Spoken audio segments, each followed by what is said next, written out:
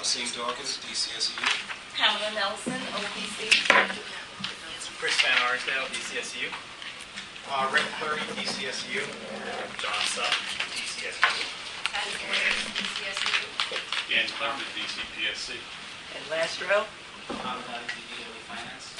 And Bob Jones, BDOE Finance. Okay, thank you.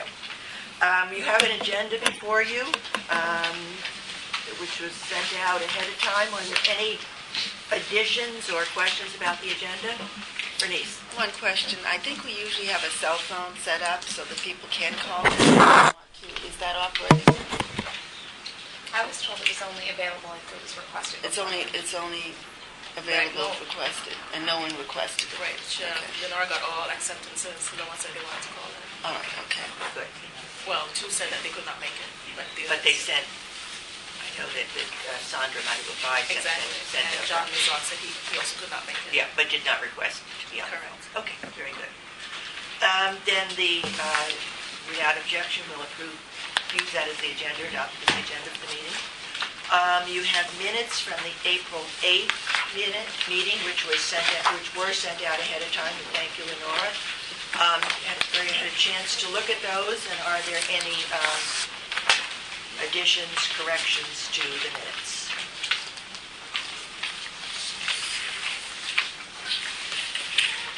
They're also in your packet. I want to take a minute and give it a quick.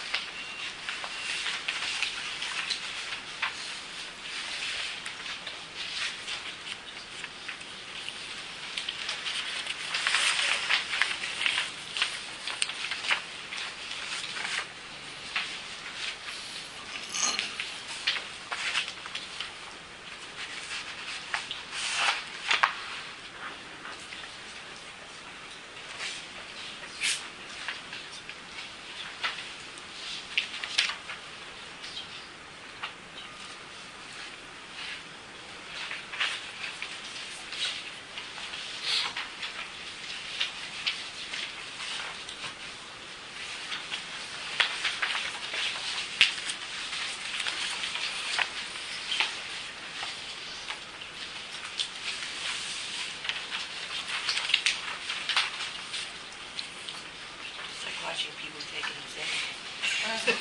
Proctoring an exam. They're good minutes and they're extensive and detailed.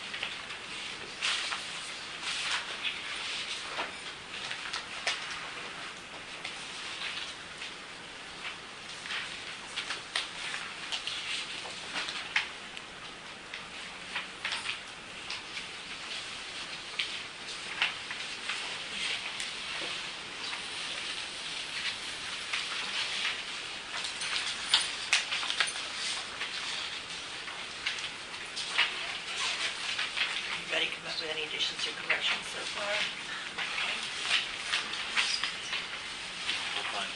Okay. I can entertain a motion motion to accept the minutes as written? So moved. Moved by Larry Martin, seconded by Joe Dronico.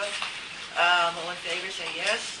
Yes. Right, those meeting minutes are approved. I guess since they go out ahead of time too, if you do, when you're reading them ahead of time on the email, if you spot something, particularly if it's, misspelling or something, you just send that in to Lenora. That can be corrected before we even get to the meeting. So that will be very helpful. But that. All right, now we have a report of the Structure and Finance Bylaws Joint Subcommittee meeting, and that will be by Larry Martin and Bernice. And note we have been joined by a couple people who've come in. For the record, Oh, Dan Wedderburn, thank you. thank you. Yeah, sure.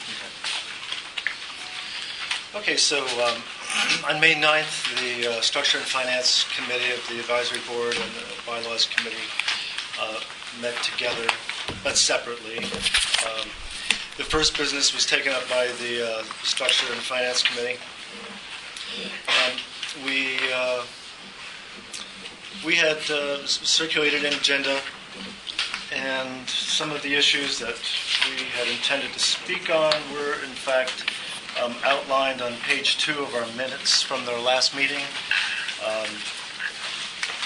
Those agenda items in the minutes from our last meeting, the advisory board meeting, were carried forward to this committee meeting.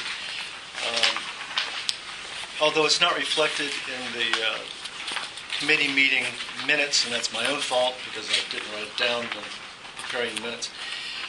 The Structure and Finance Committee determined that rather than set up a small committee of SCU and DDOE and Advisory Board and various and sundry others, as we had initially considered doing, to discuss all these issues of whether or not the SCU needs a home and how we're going to deal with performance and budgeting, annual budgeting, we're just going to keep it in the committee.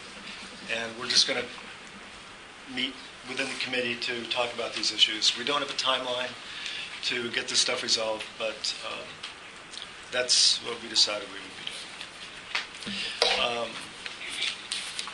be doing. We also took up the question of the difficulty the SCU is having in meeting the statutory requirements for gas energy efficiency. And we made a motion, essentially, that we needed to meet with the SCU and spend more time talking about this. I believe that's on our agenda for the SCU on June 13th. 13th. June 13th, starting 10 a.m. to noon. Right. At the SCU.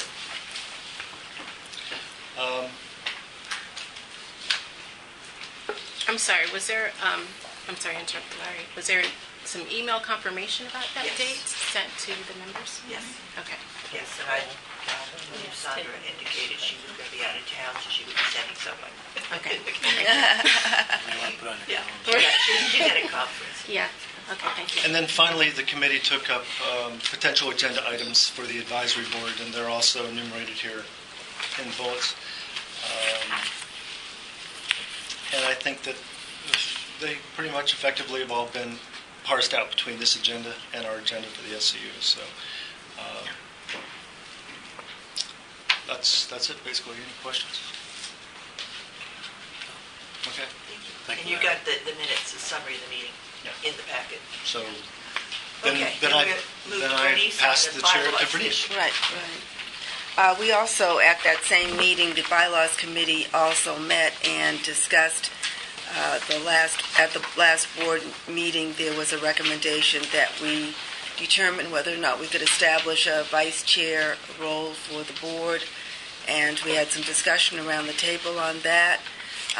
I did some research and also offered my personal opinion that there was nothing in the act that prohibited us from establishing a vice chair. And the committee members that were present all were in agreement that we should pursue that option, and that issue be brought before us as an agenda item at this meeting, which I think it is on the agenda, and for our vote as a board on the establishment of a vice chair. And also, we discussed at that meeting that the position of convener could remain as it was, that we might have instances where both the chair and the vice chair are not present, and the convener could proceed to discuss whatever was there with the members of the board that were there.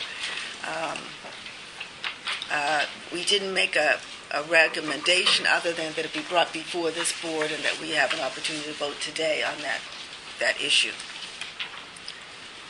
And we also looked to DDOE to give us more definition of what the role of the vice chair could not be, and they did provide an email in the interim telling us what the vice chair could not be.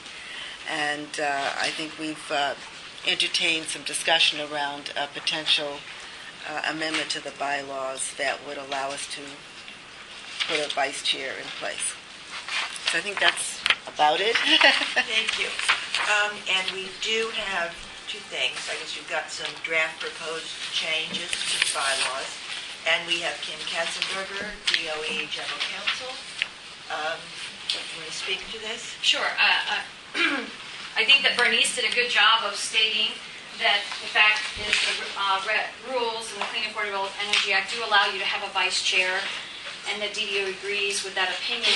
The only concern is I saw the draft language to have the vice chair serve the same functions as the chairperson, and I'm not sure if you drafted that before you received the memo from DDOE. Is that correct? Because the memo from DDOE states that although you can have a vice chair, they cannot serve the exact same functions as the chair, because the chair is appointed by the mayor and has designated duties. There's a word "not" in there. I'm sorry?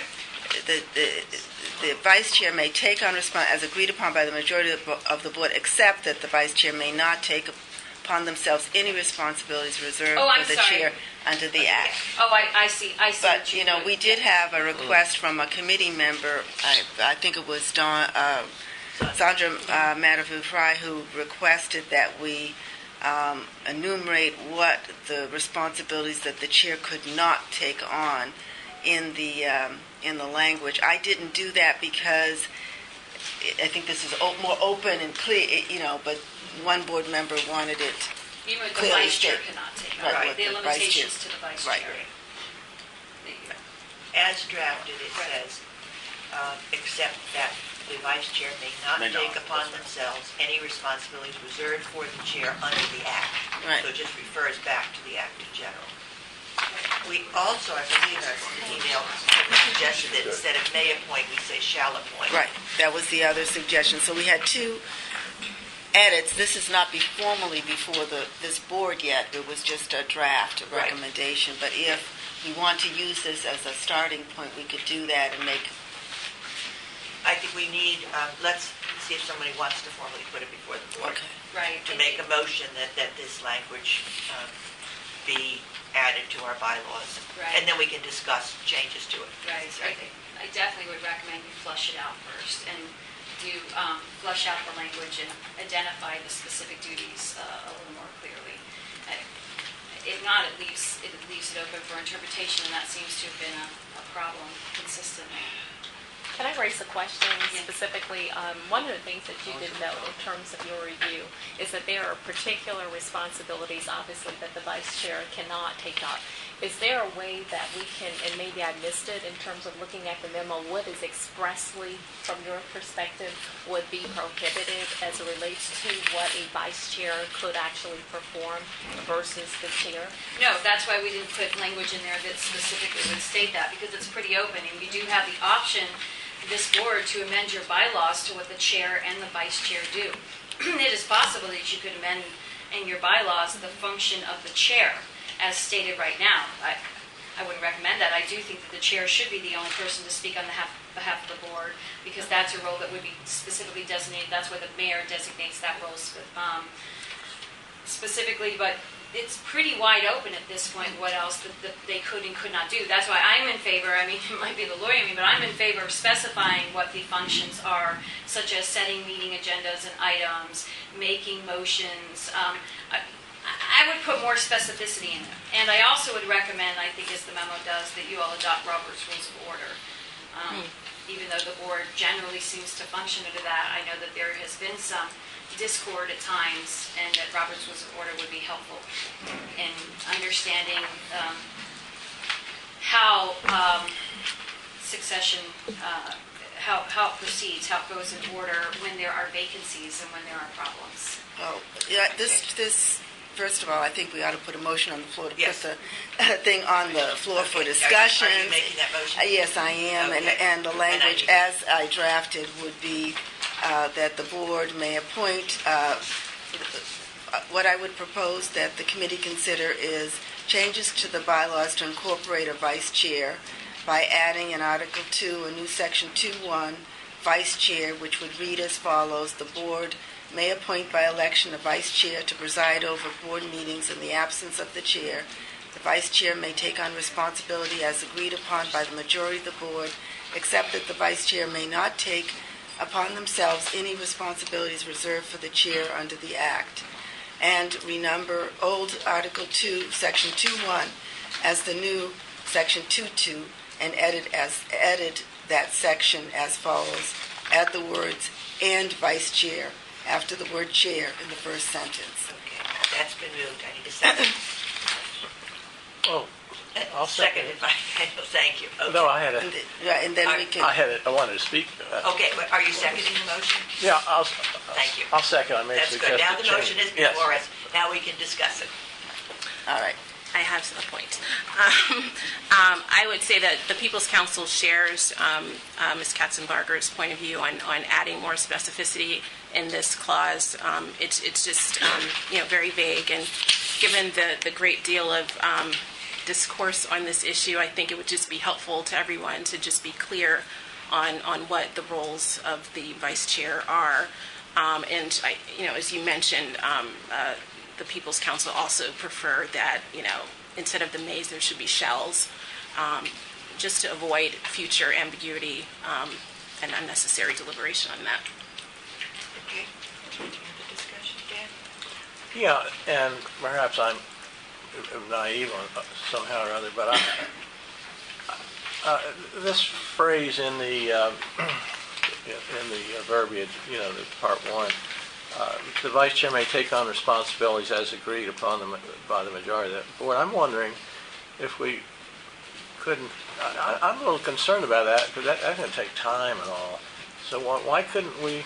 And I asked this. I'm not proposing it at this point. Why not just say the vice president may take on the same responsibilities as the chair unless prohibited by the Act, period? Any problem with that? You understand why I'm saying this? Well, Bernice? Just to say, I drafted this language consistent with what I thought I heard at the subcommittee meeting of the members. Okay. Even though the DDOE subsequently sent us an email on defining what was prohibited, even as was just stated, there's not a real clarity about what is prohibited. Right. So I understand, we certainly could add a phrase that mentions the one thing that was articulated by DDOE, and that is that the vice chair could not speak on behalf of the SEUAB. But that's why I drafted it as vague. I have no problem with taking out, may take on the responsibilities agreed upon by the majority of the board. That's implicit. But, I think it's hard to define what is prohibited when the Act is sort of silent on what's prohibited. And as I understand from what Kim had said, perhaps in our bylaws, I don't have it before me, the duties of the chair are not spelled out explicitly either. I mean, there are certain things in the Act to the fact. So I'm going to make a suggestion just to deal with this. We have one very specific suggestion for an amendment, which is changing may to shall. And if we could deal with that first, because it's a little easier, okay? So it's really, if someone could make, Nicole, I can't. Your representative. Yeah, I don't know if I can would do accept that as a friendly we'll amendment. accept it as a friendly amendment. Okay. Is there any objection to accepting that as a friendly amendment? Okay, so we have agreed on that. One other question regarding Donna here. the election process, is it already specified, for example, when a date is set to actually elect a vice chair, will it be pursuant to a majority of all board members? Will it be pursuant to a majority of the members present? It's the bylaws speak to all elections, and they say a majority of the board. I mean, it's the same rules would apply for the Okay. vice chair. And I'm assuming, I looked at the bylaws, would provide for email voting also, which is usual in this kind of thing. I think this is it's an important issue about responsibilities agreed on by the majority of the board. What are the responsibilities of the chair? There are certain things that perhaps are in the statutes, certain things that are in the bylaws. And that may be something that changes over time. One way to approach it, and Larry and Bernice, go back to you on this, is to vote on this now, and then take a look at the bylaws as sort of as a base to at least get over this hurdle of having a vice chair. Because all this says here is that the vice chair presides over meetings in the absence of the chair. That's the one thing that's specified. And then it says may take on responsibilities agreed upon by the majority of the board. Well, those responsibilities could be outlined in the bylaws, or they could be something that comes up, some project, or some responsibility that you wouldn't doubt the board wants to sort of task the vice chair with doing it, as long as it doesn't conflict with something, the chair's statutory responsibility. So one way to proceed, to defer to the bylaws committee chair, would be to vote on this amendment now, and then continue to take a look at the bylaws to see, do we need to specify more specifically what the roles of the chair are, or a process for coming up with specific things that the vice chair could do. Right. And they may be one-time things. In response to that, I would say this was drafted just to provide the protection that DDOE wanted against us, the vice chair, interceding with any functions that were reserved to the chair, and to allow the board to make decisions on what the vice chair could do beyond presiding over the meetings. I think that gives everybody something of what they wanted here, because the board can always say, we would like the vice chair to run this meeting or do this particular task. Mm-hmm. And there would be discussion before it could happen. Before it could happen, and a double check to see that it didn't conflict with the act and that it was acceptable to the board. And there might be a point where you might want to put it in the bylaws and might not, I think there's been a lot of discussion of this. It's gone through the bylaws committee. We could end up discussing it forever. Might want to move forward with this, and then if there's a need to look at the more, perhaps if Kim is even saying that the bylaws need to be looked at in terms of specific responsibilities of the chair, that could go on and then delineate additional amendments to specify that. That might be just a way to at least move past this one point. Dan? Yeah, and I agree with that. But the only question that I have is when can we effectuate, if that's a word, this change? I mean, I prefer to see us implement this as soon as possible, not have to wait a month or two for somebody to specify this and that. You get the point. I think if we voted on that today, it would be effectively amending the bylaws effective today. Right. So that would be, we could vote on the vice chair today if we wanted to, or we could reserve it for the next meeting, whatever we wanted to do. Yeah. That's my To get up to understanding. the second one, there may be some notice requirements in terms of it not being on the agenda, the election of vice chair. Right, okay. So, yes. But right, we can look at put the that. bylaws and see, Right. or you can look at the bylaws and see what provisions are there for voting by email, for adding things to the agenda, not waiting for the next meeting. Right. that And kind if of we thing. choose to wait to the Okay. next meeting, we could do that. All right. Go. And I'm sorry, I don't mean to belabor the argument, but I do think you should wait and perhaps get some language together. Logistically, it's a little confusing right now, the way it's written, because you're adding a new section 2.1, which is the vice chair, Right. and you're moving the chairperson below the vice chair, which just isn't the appropriate order. I think logistically, there are just some problems with the way it's written out. With Wait a section second. wise, you mean numbering? We're moving the vice chair below the convener is what is intended. So But it- As written, you're as saying written, a it new does section not. I would take 2.1. that as a friendly amendment to say renumber old section 2.2 as new section 2.3. I mean, basically, we're just trying to Yeah. move the vice chair after the, I understand what you're trying to do, that's just not the way it's written. And so all I'm saying is the Who's got a passage copy should of the just be... bylaws? It's right, it's right here. I- Yeah, right, all we We're talking about do one is section. just, Can you pass this to Chairman Kane? Pass Thank this you. that section. right, I can't see it there, but the light is so much light there. Right. Let's just see where it needs to go. It's 2.1. Question? 2.1 is chairperson, Exactly. 2.2 is convener.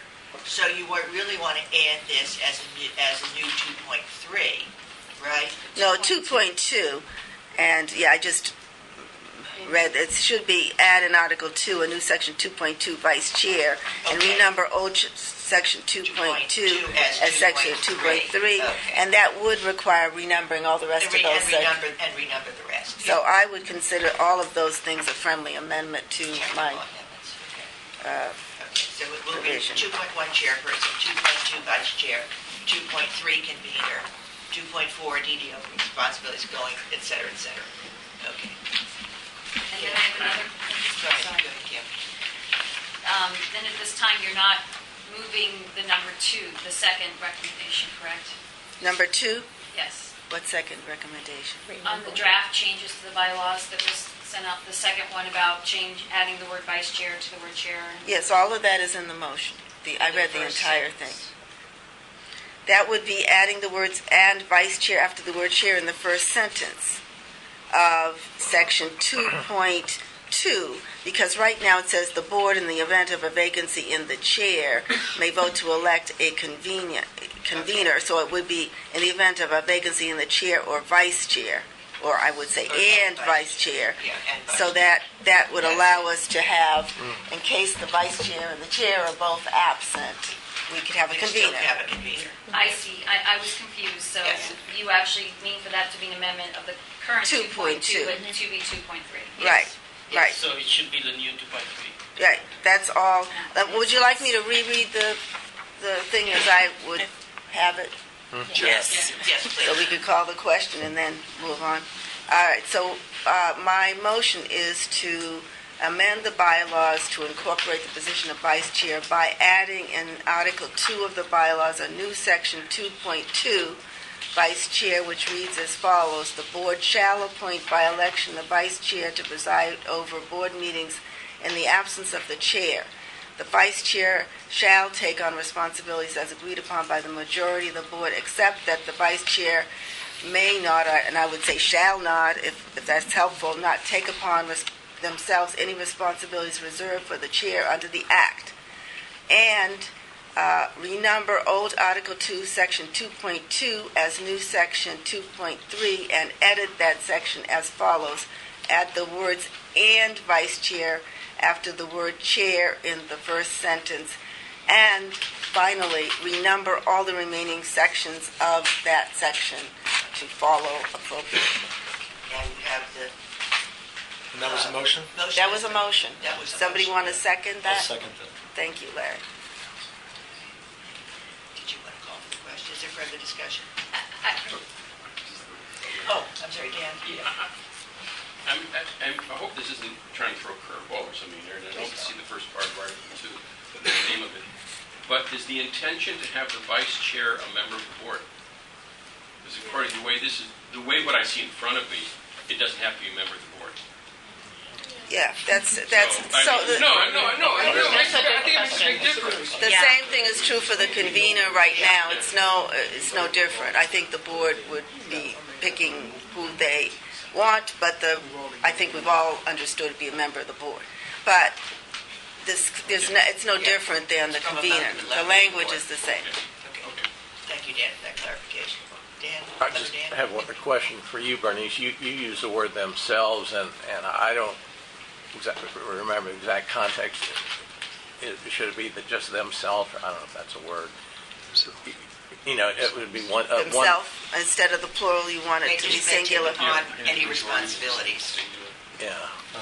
All right, that's fine. That's Okay. a friendly amendment. Thank you. And I'm sorry, I have one more comment. Yes, Kim. Given the need and the want of the vice chair for this board, I would just recommend that you change the word "and vice chair" to "or vice chair" in new section 2.3. Because you're referring to a vacancy in the chair or the vice chair, a convener may preside. Well, I think that if the chair was here and the vice chair is here, we don't need the convener. So I It's when purposefully said and. both are not here. Yeah, think only that's when the both is, intention. that's my intent is, and I thought it would The chair's be. here, you don't Okay. need a convener. If the vice chair's here, but if neither of them is here, then you do need someone else to manage as I'm doing it. Right. Just keep asking. Right. Okay. Any further discussion? Aside from the fact that the vice chair's roles that they cannot take, that are reserved for the chair alone, are we not including that because we don't have it? Right, it's not defined. Well, we're Well, specifying. we do have one. So it could say including Piece but of not that. limited to the vice chair cannot speak on behalf of the DCS, the board. Well, I think that's already in the bylaws, is it, or is it?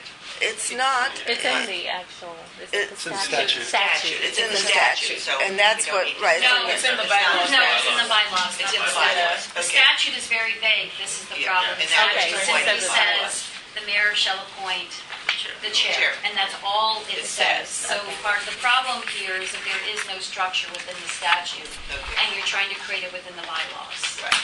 Well, which is an appropriate place Right. to do it if the statute, as long as it doesn't conflict with the statute. I think that. But if it already responsibility of the says- Chair, and then some flexibility for the board to Right, specify, that sort of phase two. right, Yeah.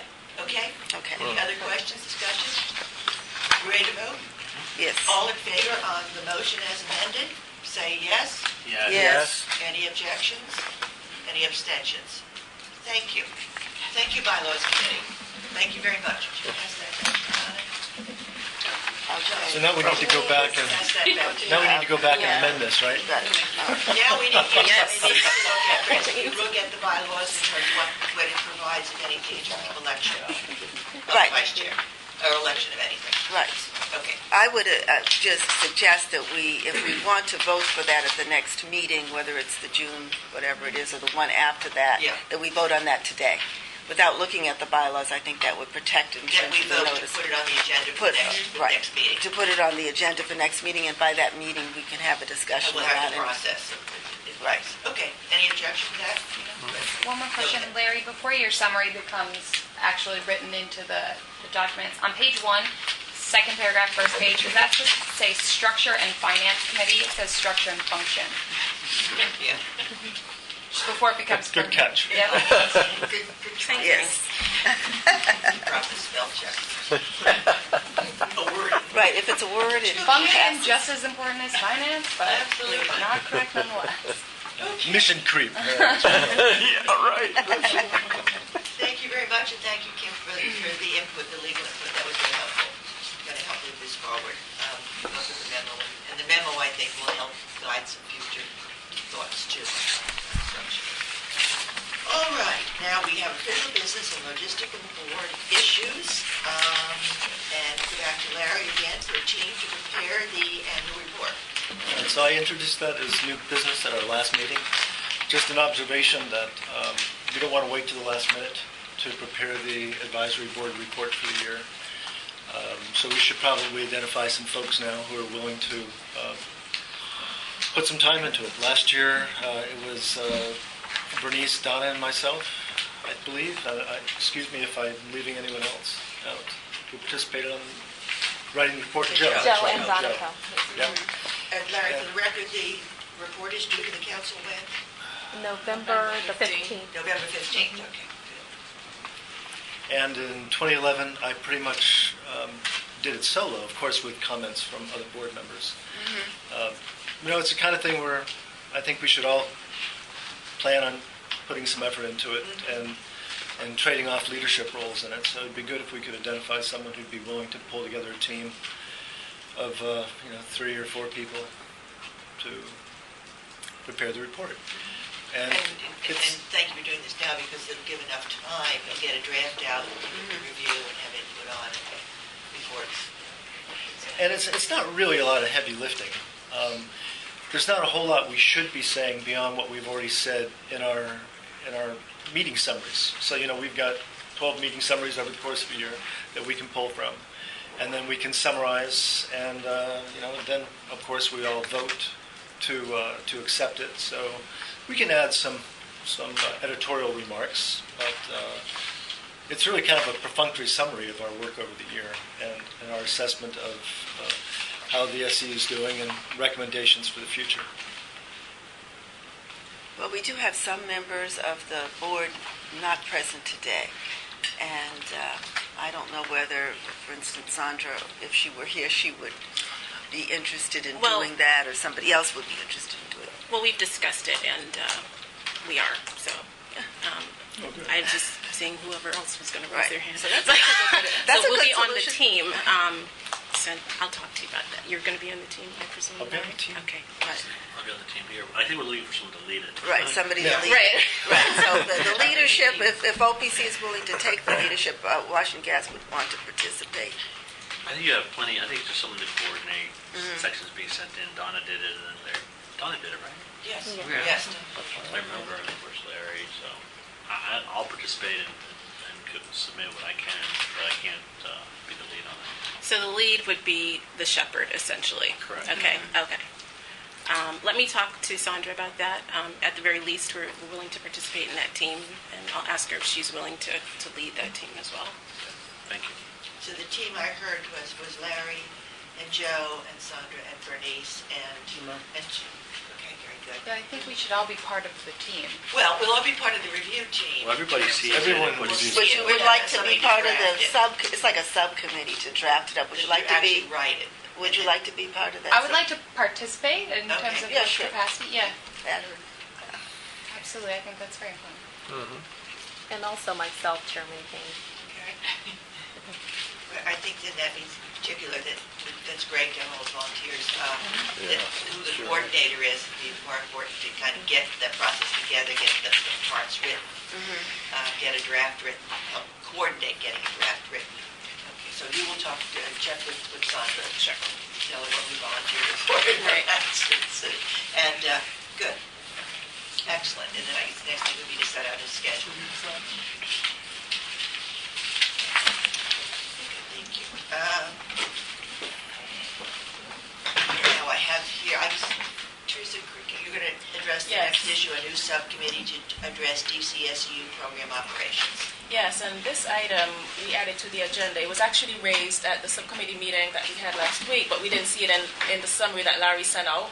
And actually, Larry just said that he omitted to include this, and what the outcome was, that a group, comprised of DDOE, the board, and DCSU to get a little, granular with regard to program operations and, budgets and how the programs operate, any goals and deliverables.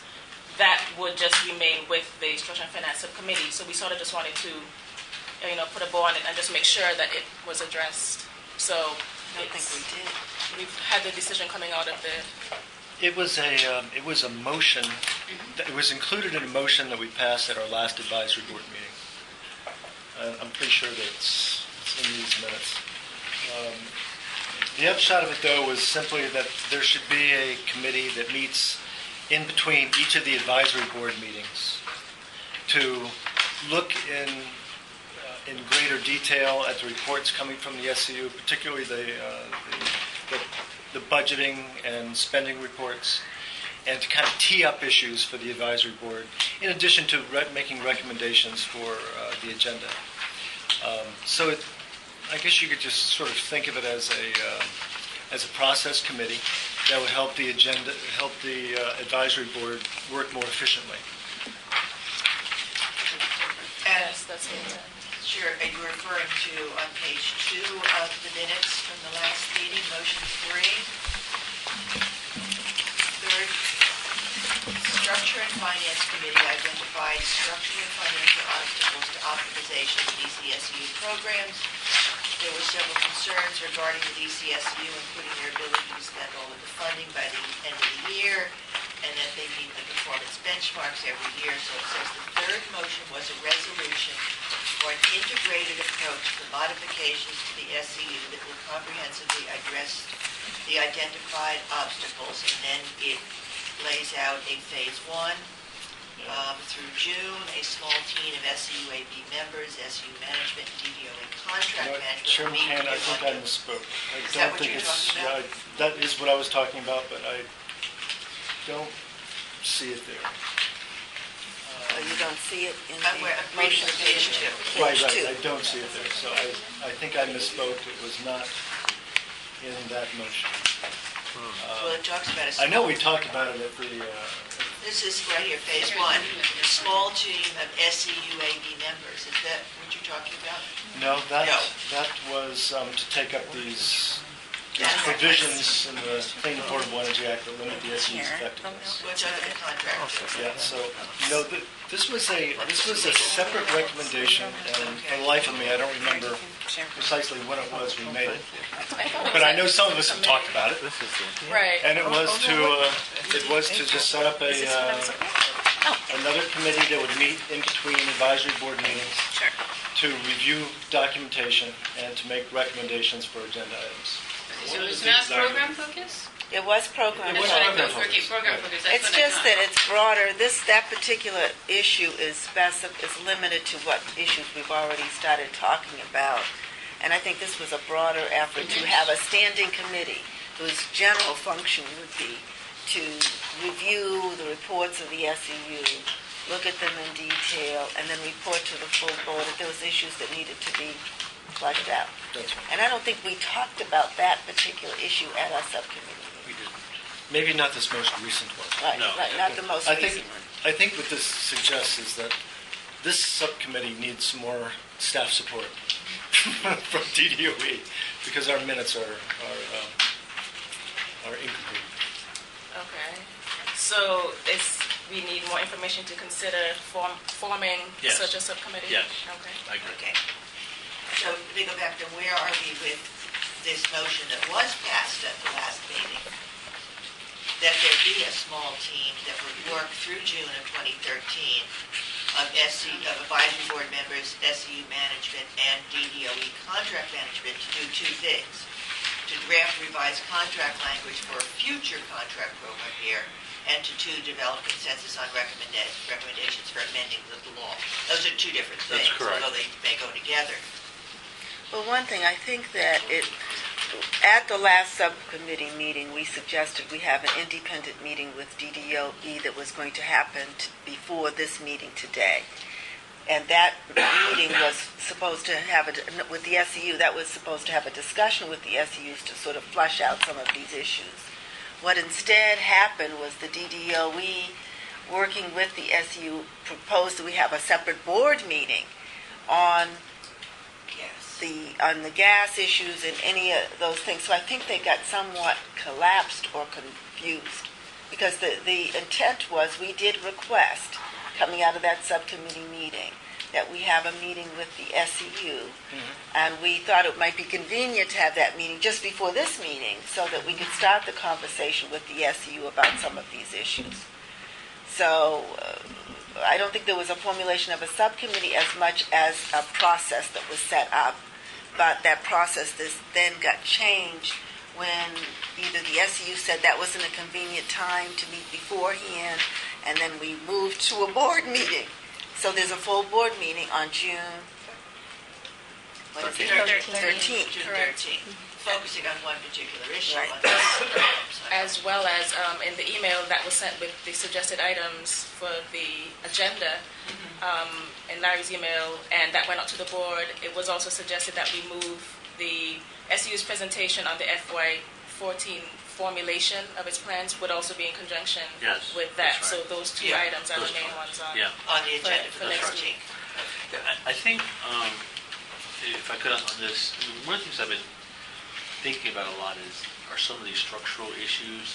We set forth, and we've been discussing some of the structural issues with the way that the SU is set up. We've been talking about it for a long, long time, as well as some of the measures, that were set forth, performance measures and how they're being measured.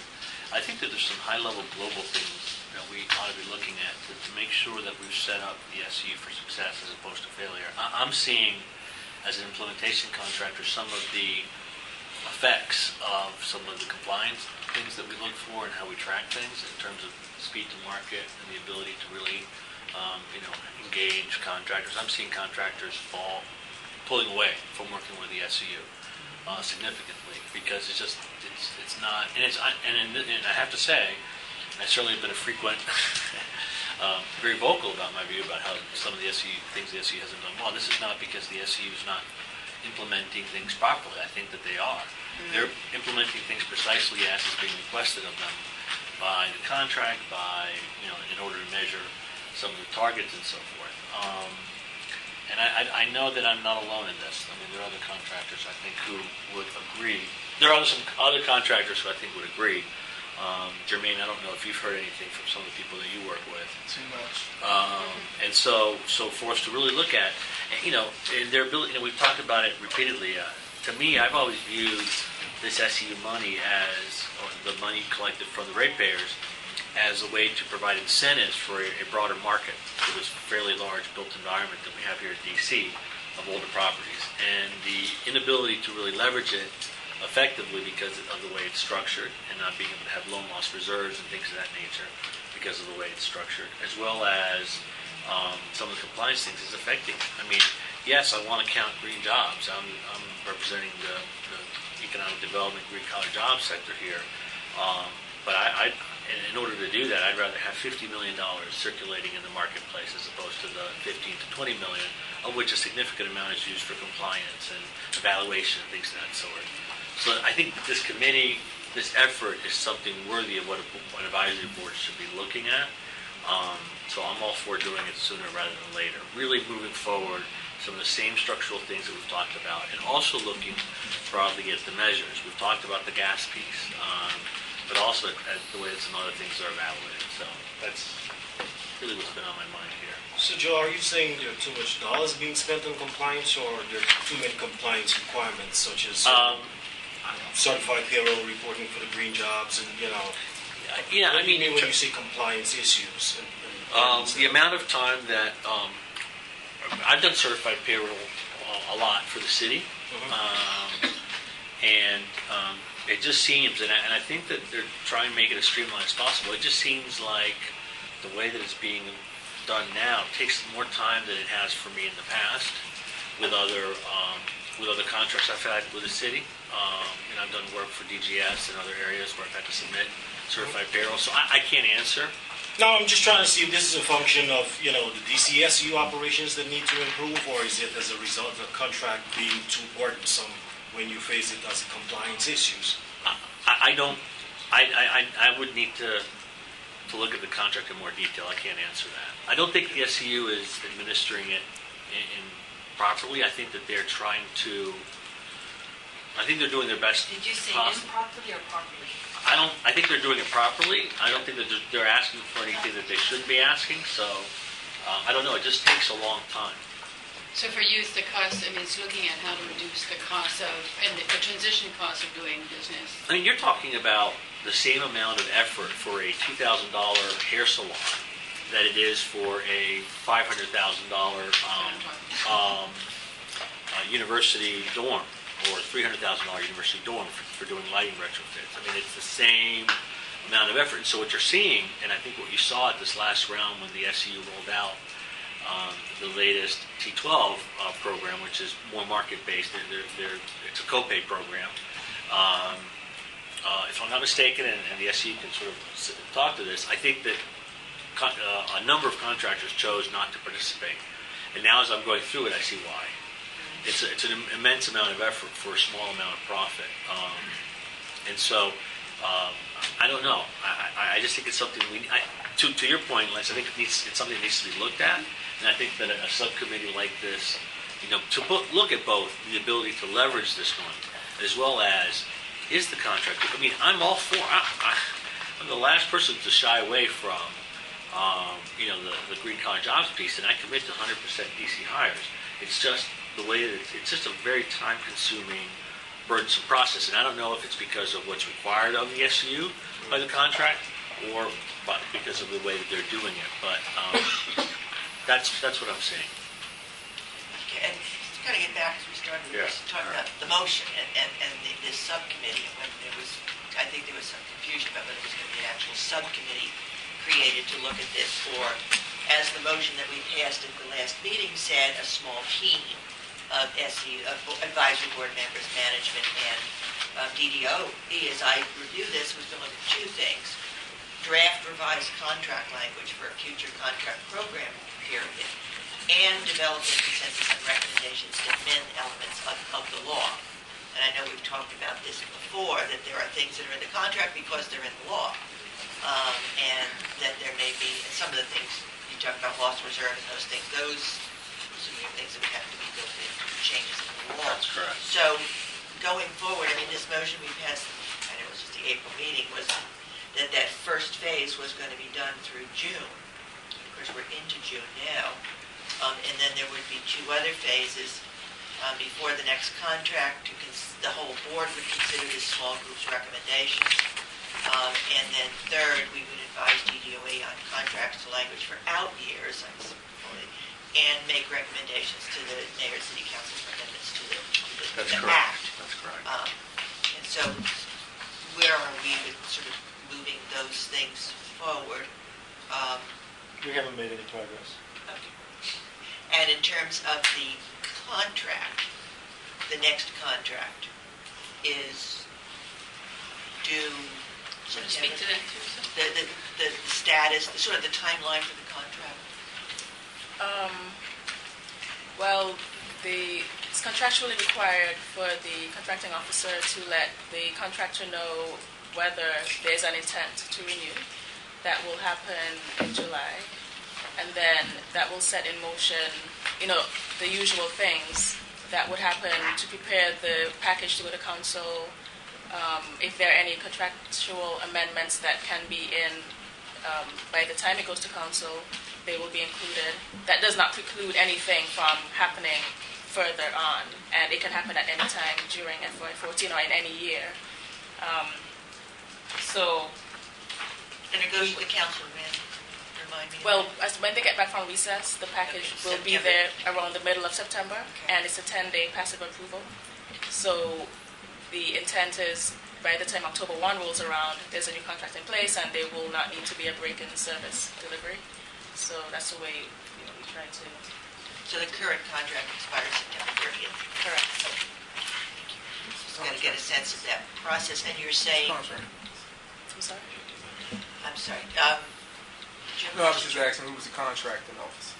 Oh, who's the contractor? It's Jackie McDonald. She's with DEMHED. She's there. Okay, yeah, I remember this Rob. Yeah. And if I heard you correctly, because you said that, of course, once the contract is in place, there still could be amendments and adjustments to and amendments to the contract throughout the contract year. Correct. As well as anything that would need legislation that might be recommended would have to do legislation first, then amendment. Okay. Exactly.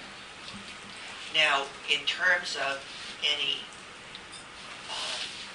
advice from the advisory board on whether or not to renew the contract or any changes to the contract. I think that's what this was trying to get at with this motion that was passed at the April meeting, that some time frame for recommendations from this board to fit in with your DDOE's schedule for having to make these decisions on certain required dates.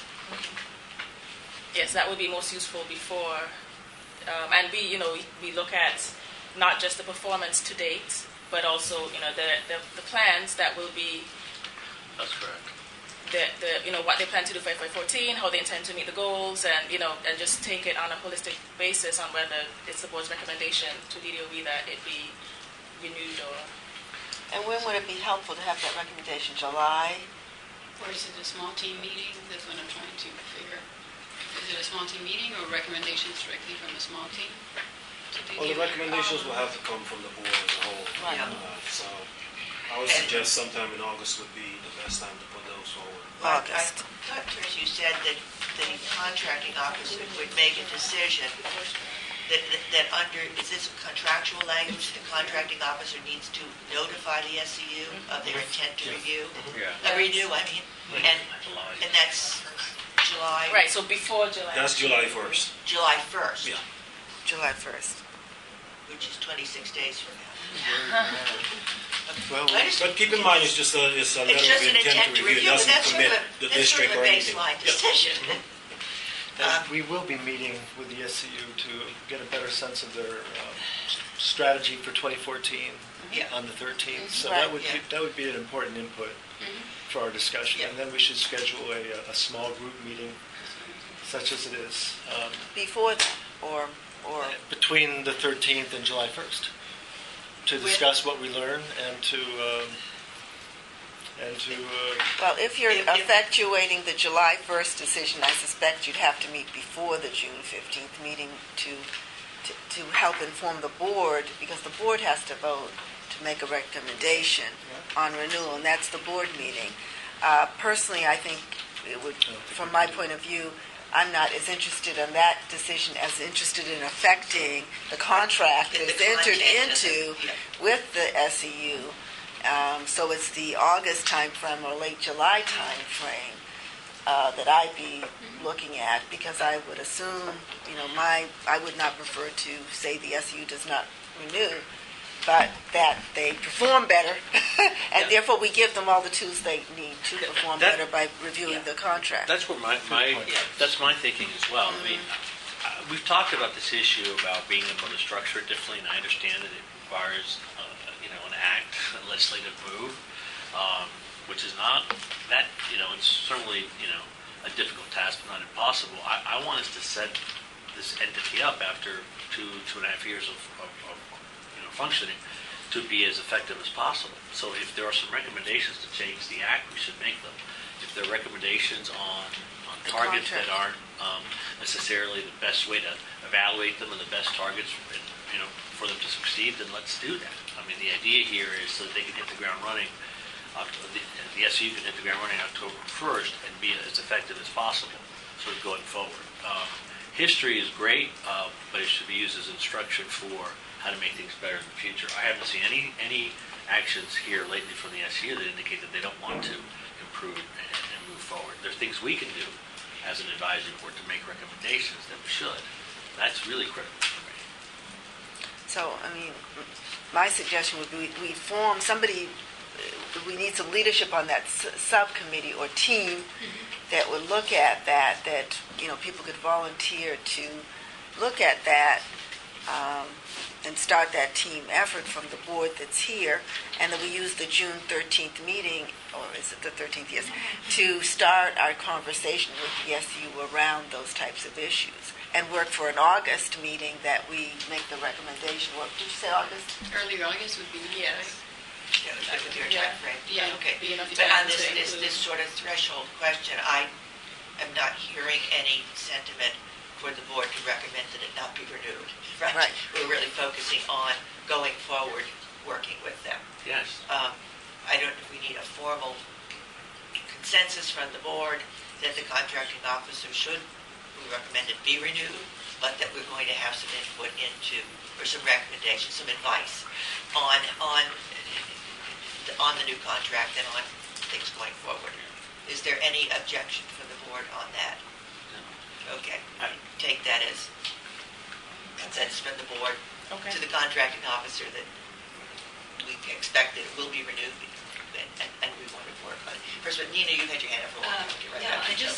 I wasn't at the last meeting, so, but the small team, whatever it's called, it strikes me, especially in light of the discussion about contractors' experience, that the hole that has not yet been filled on the board for the renewable side of solar contracting, it is a gap. And I would hope that the small team could include somebody, could fill that gap. If it's not where the board slot is, advisory board slot is not filled in time, with somebody from the public who would represent solar contractors. Okay. Get that point of view. Just on that issue? That's a mayoral appointment. Correct. Yeah. Right, there are two vacancies. Two vacancies, one representing public with solar contractors. Solar, the renewable energy industry Solar as well community. as... I'm sorry. Yeah, One at a time. the renewable energy industry, Okay. not the solar, as well as it's building, either building management or building construction. The one that's not building construction, when Building Chris Van construction. Arsdale left. The two vacancies. Right. And do you have anything to share about where that is in the process? Or? No, we'll check in again with Office of Boards and Commissions. I think we heard a couple of people applied, and they may be going through the process. And those are just mayoral appointments. They don't need to go through the council. So correct. Yes, they are mayoral.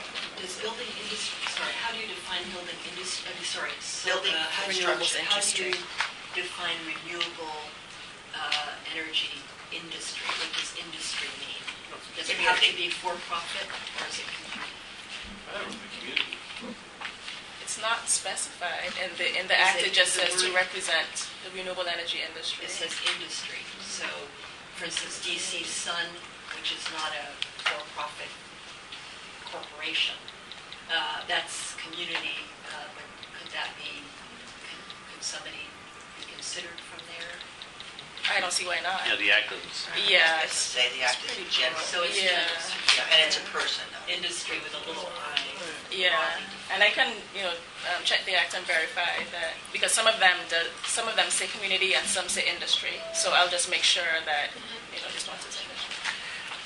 Thank you. Joe.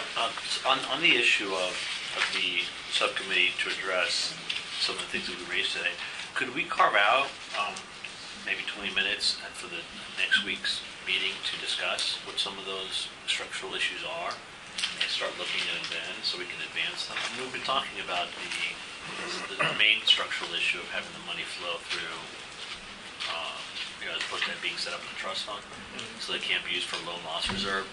The most effective SEUs have been the ones around the country that I've seen, and again, I'm not an expert on it, but I've seen the ones that have been able to create loan loss reserves to then allow more lending, which the SEU is trying to do on its own here, I saw in their report, so that it can facilitate the implementation of the retrofits to get done. I know that DC has PACE and just successfully closed one project, the first one, but not all retrofits fit that mold, and so any ability to get more money into the marketplace will obviously create more jobs and achieve the energy reductions and all the targets that we talked about. So, I'd like to ask the small team, when you're looking at this, I think something that would be useful for us is that you think about what can be accomplished short-term, and your recommendation, and split those that we need to study that, for longer. Because I'm afraid that some of those Correct. things are longer, but also think about anything that can be done more quickly, in your opinion. And also two things, go back to this motion, is two things, the law Yes. and changes in the act. Okay. And Just just one, the identify immediate those. term, given your schedule, Yes. is to focus on some things for amendment? the amendment to the new contract. But we'd like to know as well anything that Things. has to do with the law. I mean, we can't Sure. include those Sure. as well. Yeah. But in the contract itself, and then the law would be helpful. Yeah. But Dan, I think when we're looking at that, one of the things we're looking at things to change is in the law. Joe just reminded me of it when you talked about sort of the uniqueness of DC. One of the great unique things about the DC SEU is the fact that the ratepayer funds go through the general fund as opposed to go to a separate trustee or something like that. Every other state does not commingle ratepayer funds with tax revenues. And I guess the question I would have would be a legal question. If the structure, we change the structure through the law in the district so you did not have the commingling, so you had a separate trust fund, would that then the SEU be subject to the anti-deficiency law? Well, I don't know the... Well, I mean, that's a question. Yeah, my answer is no, but I would definitely have to check it. Well, my answer is you can't do it. But if you can, eventually, I would assume it's still a government fund, so it would still be the No, it was Anti-Deficiency Act would still be. It's not Wouldn't be a government fund. That's the whole point. It's right Well, see, there. right now we have. But it's distributed by the government, correct? It's a fund that would be Didn't, No, it would be distributed by a trustee. didn't the PSC Yes. hold some telephone Our, fees? the Universal Service Trust Fund That's right. Oh, boy. that is used for the subsidy for low-income customers. We have a $3 a month landline and a $1 a month for low-income senior citizens. That money, which the program established by the PSC, the money comes from the companies, from the telephone, it's a surcharge on the bill. It goes to a trustee, it goes to a fund. It never goes, the checks are written to the Universal Service Trust Fund. It never goes through the DC government. And, we're a government agency. We set up the program rules, we set up the amount of the discount, we set up the amount of the surcharge pursuant to law that authorizes us to have a universal service program or a subsidy program. We audit it every year. We hire the contractor, we hire the trustee, and all that, but it never goes through. The money never goes to the And who provides oversight, the trustee or the PSC? both. Well, We I believe- we are responsible for it. We set so we provide the oversight, and we set the eligibility, the amount of the discount. We hire the contractor, we set the surcharge, the whole process. We actually have an MOU with DDOE, which is currently managing the intake and eligibility verification process of it, but it's all under rules and orders issued by the PSC. Right. And actually, the low-income discount program for electricity customers, distribution customers, now works the same way. That got moved back. That money actually stays within PEPCO. It's an account within PEPCO, but so the money never goes through the DC government either anymore. Right, but I believe that's a federal law. No. It's local DC. Yes. It's all DC. There is a federal telephone subsidy program, but that's separate. So we And I had a question. I see Bob Jose, in terms of, are you familiar with any other type of true trust? Because I know that was one of the things that we talked about earlier, in which it would not, if it was established as a true trust, would that applicability as relates to the budget, the financial plan, the expenditures, would it have to apply? If it doesn't come through the district government, I don't think so. But, Right. I mean, Ms. Kane is right. DDOE used to have the low income, the RAD program. The electricity program. And that was transferred to the PSC. Right. So those funds don't come through the district. Right. Right. Donna, to answer your question, the financing mechanism that's proposed for undergrounding, Exactly. where the city will be selling It would be a revenue trustee. bonds, there will be a trustee. Mhm. The money, will be collected from the ratepayers to pay it back. It won't go through the district budget at all. There's a trustee that will hold that. $375 million. So we have examples, but the question is establishing a body to help work through these issues, a team or subcommittee. And I don't. Look at other SEUs to write the amendment and then to, give it to the. Not the volunteering one, but one of the original ideas of the Structure and Finance Committee was to look at that, no? Yes. Yeah, Yes. I wanted to clarify that while this motion that we did pass at the April meeting did Yes.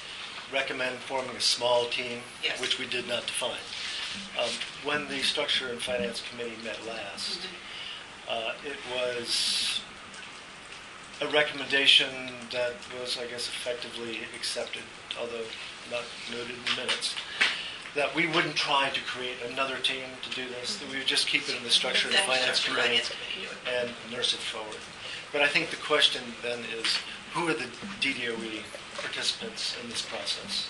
Should we just kind of work through the chair of the advisory board to identify people as needed, or should we have a point of contact identified now, other than the chair? I think Teresa is your point of contact, All right. and then Yes. she was assigning those. So, Please put me down. so we'll push this forward. Okay. And what the input for the contract and then legislative changes. Okay, good. Okay, good, thank you. All right, update on online posting of the audio of the meetings. Okay, this one was just an update as to, I know at the last meeting, when at that time, our IT folks told us that the file was too big, and there was a request from the board to have all of the audios posted online. So we did some work on that, and once you go to the SCU Advisory Board's webpage on our website, and once you click on the board, they're currently posted here. All of the other minutes are the written minutes that we move in with all of the amendments, but because we do not yet have, the minutes that are approved today, we put the audio on, which will remain. So once you click on it, we got our IT folks put it to. Oh, that's nice. So we're updating them. So they're posted through YouTube, and we'll continue to. So they're publicly available to anyone. Score. Perfect. Yeah, I need to watch my. It's been 3 years. So that's going to be a rolling audience. It will just be one meeting that doesn't have written minutes yet, right? And then. Well, we'll add these written minutes, but then when we have the next board meeting, we'll then put the audio for that one. We'll replace, we were thinking that Take we would, this old just audio keep off it to the most current audio. That's fine. That's what we agreed to. That's great. Great, thank you. Thank you very much. Okay. I like the demo. Financial disclosure statements. Yes, there's a financial disclosure statement that has to be filled out every year by board members, so if you can fill it out. Do we have a copy of it? Well, I made one change to the disclosure, and you have a copy with my one change in fact changes. In the package. Yes, in the packet. Okay. Where are your fact changes? What would Yeah, you change? on the second and third page, essentially the language before only required disclosure if you had a subcontract with the. I thought you had the one with the track change. Yeah, I'm sorry, we did not include the version with the tracks changes, which we should have. So I'll speak my changes. In number 5, 6, 7, and 8, it's the same change, which says, if you read, I'll read 5, it says, please provide the following information with respect to each business entity transacting any business with the SCU or providing any services or performing any work for the SCU. That's the language that I added. That's the providing. Or providing any services or performing any work for any SCU program or activity. And it's the same change to all of the 4. And essentially it's for, if you are a second-tier subcontractor, the original language didn't require you to disclose. The new language will require you to disclose. And when do you want this back? We want this back in 30 days if possible. 30 days, okay. No, I mean, just tell us exactly when you want it back, not just. July 1st. Yeah. July 1st. Right. So we'll send it out via email. I do everything like that. Yeah, but you can send it electronically so you can fill it out electronically and send it back electronically. We'll send it out. Great, thank you. Great. All right, now we will have a discussion of the SCU second quarterly report. The second quarterly report was sent out ahead of time. Thank you for getting that. And Ted, you're going to go over this briefly? Yes, I am. Okay. You do have almost half an hour. Well, I clearly didn't intend to take that long. No, we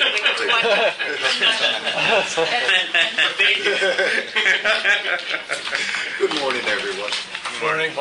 Yeah, turn out some lights. You can take this down if you want. Yeah, the lights. Or you can turn it off. Yeah, you can turn that off.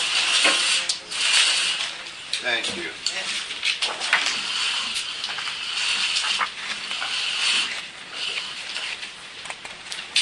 First of all, again, good morning, and let me thank you for giving us the opportunity to talk about our second quarter report. one of the things that we are trying to do is improve not only the quality of reports that you receive, but improve the information that you receive and then make them more readable, streamline them in some ways, but make sure that you're getting all of the information that you need in your fiduciary responsibilities here.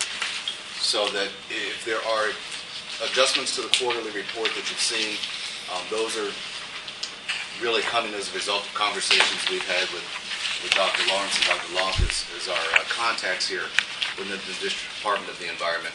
But if there are other things that you might want to see included in the report after you've taken a look at them over time and as you see how they have changed and evolved, please let us know and let us take that under consideration as well, because again, this is an ongoing effort to really keep not only the advisory board informed, but the members of the council and the public informed as well. So with that, again, if you have any suggested changes, improvements to the way we are reporting, please let us know.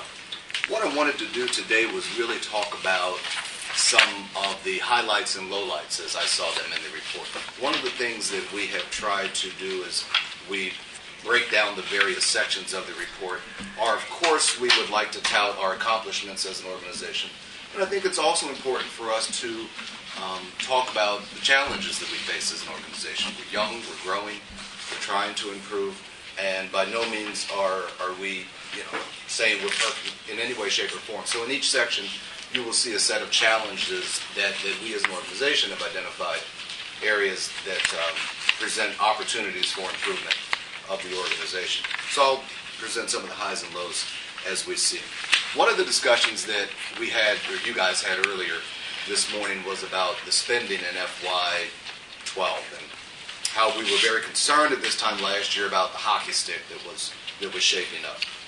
Happy to report at this juncture that we have spent just about 59% of our budget thus far this year. So what you saw in the first couple of months of the year was very heavy spending in October, November, kind of leveling off. Last month's spending actually wasn't that high, and so you're going to see, ramp up again as and some of the things that we'll talk about next week in terms of new programs and things that are rolling out. You're going to see, ramp ups of spending to get us through the end of the year, but you clearly won't see that intense hockey stick where 50 or 60% of our money gets spent in about a month and a half. So clearly that's not in the picture for this year. We know that wreaked havoc not only in the contracting community, within the walls here at DDOE, needless to say within our office, it wreaked a significant amount of turmoil, and we're trying to eliminate that for all parties involved. Second, in terms of the highlights, we've seen a big uptick in terms of our efficient product sales. Those are the products that you see at Safeway. We're proud to say now that Giant has joined the team of retailers in the District of Columbia that will be selling the efficient products, the CFLs and LEDs.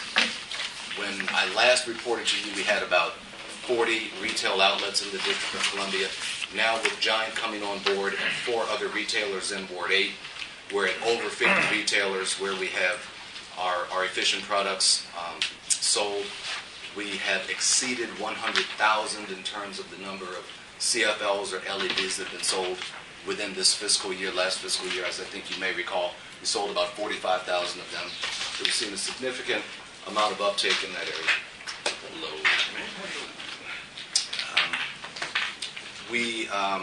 We also have some products coming online over the next month or so. Hopefully in July, you'll see additional efficient products come online. Again, we will get into a detailed discussion of those products. Next week, we'll be able to tell you more about what they are and give you greater information there. But we have some good products coming online next week, and specifically, Bernice, in the gas area. So we think you'll be very happy to hear some of the rebates and things that we'll be offering very, very soon. We have always run a very robust internship program. Our interns most of them reported for work this morning. We have a few more coming in next week, and the interns that we will get through the Mayor's Summer Youth Employment Program will start, I believe, right after the 4th of July. Unfortunately, they only get about 6 weeks or so with us, but right after the 4th of July. I haven't met them yet. I plan to introduce them to you next week. I'm looking forward to going back to the office later on this afternoon and actually meeting them for the first time. But we are always very excited about the interns and the opportunities that we get to give young people to gain knowledge and information and hopefully make the transition into this very, very vital and growing industry. So we're happy to have our interns. I think we'll have about 8 of them overall, and then 2 more from the Department of Employment Services. So a total of about 10 this year. They'll be working in everything from engineering, marketing, public affairs, community outreach, all of that. They'll be working in all of the different areas of the organization. The EM&V results are in. They're discussed within the second quarter report. Our audit is almost complete. It looks, from our initial reading of it, very, very good this year, much improved in terms of operations over last year, so we're very, very happy about that. Again, this summer we will be doing a number of community outreach efforts. We have Hasim Dawkins. Let Hasim stand up, who is running point on the community outreach efforts within our organization. Hasim's been with us for well over a year now. Yeah. And he's been a great, great member of the organization. We probably hit 60 or so events last year. Conscious as we all are of the fact that this summer is probably the last summer before the mayoral and council elections, we figure that some of these community events might be very, very well attended this year, so we intend to hit each and every one of them and put our posters out there, put our table up, tell the city about what we're doing. If there's an event that you're hosting or that you know of in your community and you want to make sure we're there, please let us know. Let Hasim know. We would be more than happy to come out and present to your organization. I did a presentation a couple of weeks ago for the presidents of the DC Federation of Civic Associations and told them the same thing. We think it's very, very important to increase and enhance our presence in the community. Along those lines, we've also started to do some television programming. We taped a television show a couple of weeks ago. I have not seen it yet. I was told it was just released yesterday. And I've been told it's pretty good. I will unabashedly offer, if you want, it's a YouTube thing, if you want to put it on, after you see it, if you want to put it on your website, if you think it's appropriate, we'd be more than happy to have you put that on your website. Starting Monday of next week, we will be taping some spots with District Cablevision.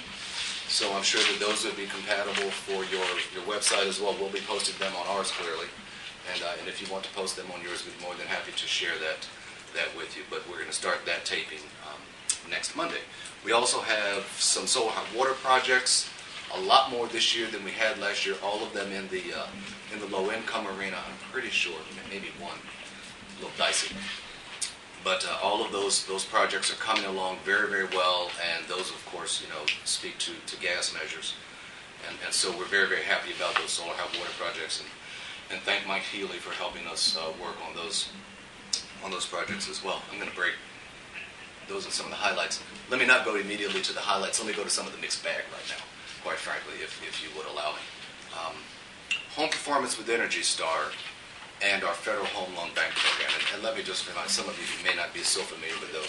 It's exactly what they are. Our Home Performance with Energy Star program is our program our market rate program for people who are not in the low income, 60% or less of area median income, can take advantage of our Home Performance with Energy Star program.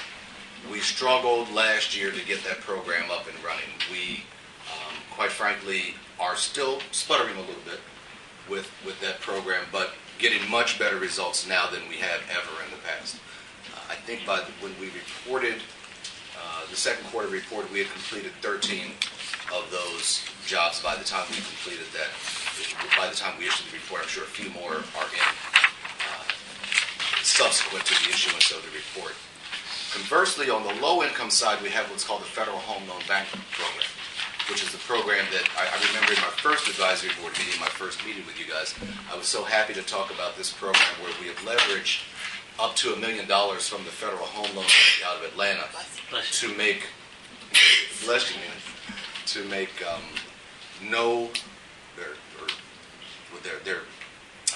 forgivable loans available to low-income residents, and so they can do up to $12,000 worth of work on their homes to improve the energy efficiency of the homes. Insulation, roof repairs, doors, windows, furnaces, all of the like are typically included in projects of that nature. The paperwork for that program has proven to be incredibly burdensome, and one of the additional restrictions that was put on us by the Federal Home Loan Bank that we didn't know about going into the program was that we can only have 8 active jobs out there at one time, which significantly limits the amount of money that we can actually get into this program and leverage through this opportunity. We are working very, very hard. We've been successful. We've had a number of jobs complete. But if you've heard from residents, as I have, like when I presented to the Federation last week, there happened to be someone who was there, was like, hey, you told me that I was in the program, then they made me go back and do the paperwork again and again. And we apologize for that, but it is a reality, and it's not something that we're trying to be overly burdensome on the resident. We realize that it takes time, it takes money to get out of the house, to get all of these documents notarized and copied, and it's frustrating when you have to go do that sometimes 2 or 3 times before you are actually deemed eligible for participation in the program. But it is a process that we're working very, very hard to improve and streamline, and we're happy to say that a number of the residents, once the work is done, by and large, the residents have been extremely pleased with the work. But I will admit, in just in full candor, some of the paperwork burdens associated with that program have frustrated the residents and the participants in the program. On the last note, some of the challenges that I think we discussed at our last advisory board meeting, and I think are worth noting, that were noted in the second quarter report. We continue on the gas side to struggle with getting a good and solid gas pipeline in and getting good spend and savings in that area. We're going to talk about that much more extensively next week in some of the plans that we're trying to launch to eliminate that, but I will say clearly it's articulated in the report that is an area of continued focus for us. Secondarily, we have a very, very strong laser-like focus on our ability to make sure that we are spending an appropriate level of our resources in the low-income community. We have about 4 of the 11 programs that we run that contribute to spending in the low-income area. We want to make sure that we live up to the expectations of the residents, of the ratepayers, of you as an advisory board in that area. So we continue to have a very strong focus on making sure we hit that area. But right now, I would say our spending is probably a little bit low. And third, in the green jobs area, clearly some of the reporting from some of the contractors, us ourselves, is lagging a little bit. And so, and also as we move more towards a market-based system, we are looking at the green jobs and how some of these pulls and tugs in the contracts are actually playing out in terms of the creation of jobs, creation of opportunities for district residents. But I don't want to leave on that bad note. I want to leave on a real good note, because we're talking about people right now. Let me introduce 2 members of the staff. You're not going to hear from them today, but you will hear extensively from them next week. We've sat in these meetings before, and you've always heard me talk about some of our frustrations, some of our challenges around filling critical positions within the organization. I want Patty Boyd to stand up. Patty is our new manager of the engineering department.